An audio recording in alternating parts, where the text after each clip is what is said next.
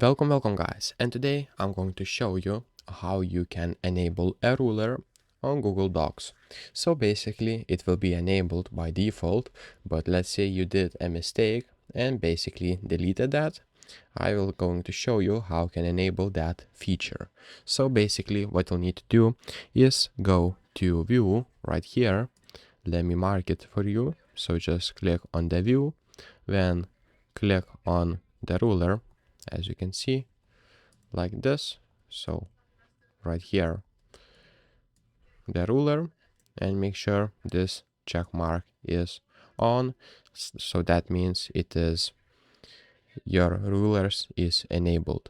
So let me show you. If you click like this, it will turn off, and if you click again, it will show on the ruler.